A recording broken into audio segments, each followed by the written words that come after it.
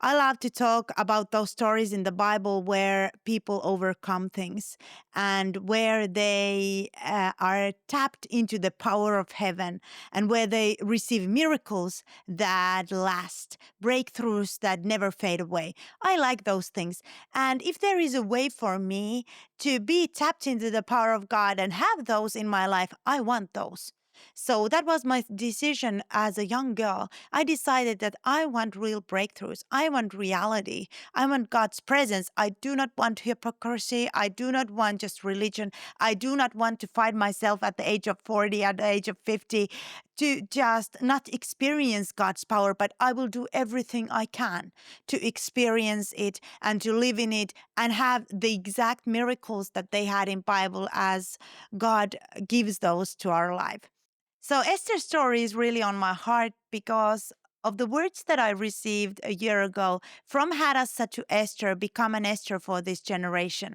And first I thought they were words only to me. Then I realized they were words to people around me. And then I realized that they might be a word for such a time as this, as God is preparing his church for what is coming. So he will speak to multiple vessels the same message that prepare now, come close to me now, transform to your royal calling now, so that if something happens, then we are ready.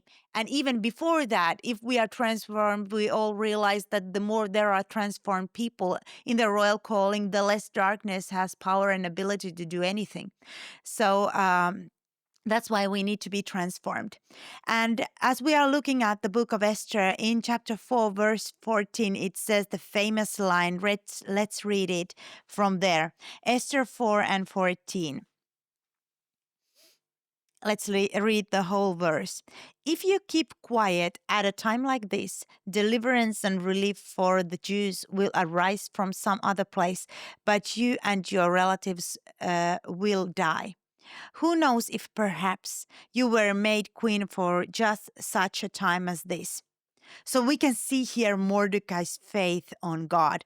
And just think how Esther was raised by this man to have faith in God. So that's why she had confidence in the power of prayer, because after this verse, she says that go and gather all the Jews in Susa and pray for 3 days. And I and my maidens will pray for 3 days. Let's fast, no drink, no food.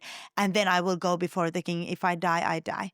So she had this attitude because she had listened to her teachers, her mentors, her guardian Mordecai. And she had this attitude within him, this attitude of God is with us, God will rescue us, and I'm here to protect the honor of God and the Jewish nation. And so she understood she was there for such a time as this. And we are those people who are called for such a time as this. But we must choose our calling, because we can be like Hadassah and decide not to transform. We can be like common people and decide not to live in our royal calling. But we can also choose to be in our royal calling. And the key thing about preparation is this, that if you are prepared, you know exactly what to do. Like Esther here was not thinking that, what should I do? She knew exactly what to do. We go to prayer. We go before God first, and then I go before King Xerxes. So if you are prepared, like Esther was prepared years before this battle, then you know what to do. You know what the weapons take. You know what actions to take. You know what to do first. You know what to do next. You know how to activate the power of God, because you are living near God. You know how to activate his power. She knew what pleased King Xerxes. She knew how to act, and she just needed that supernatural help that would be released in that courtroom when she walked before the king. But because she was prepared, she knew. And that's the important thing about preparation.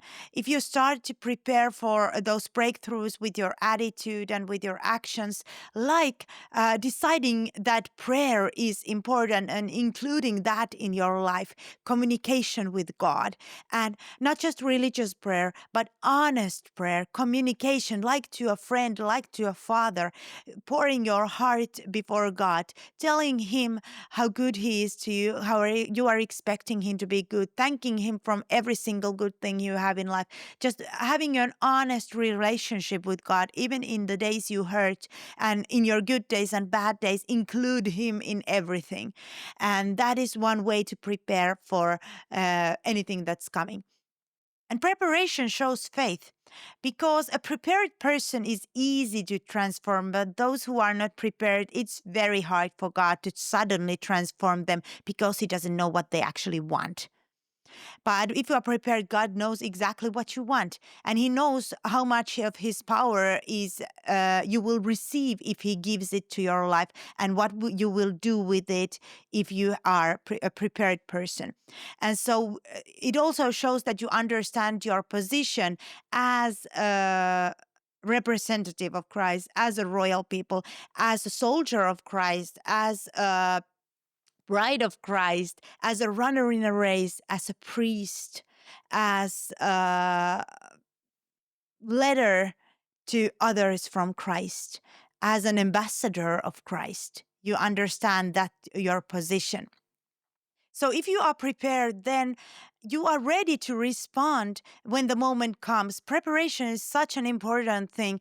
And if we neglect it, that may be the cause of us not receiving such a big breakthrough as we wished.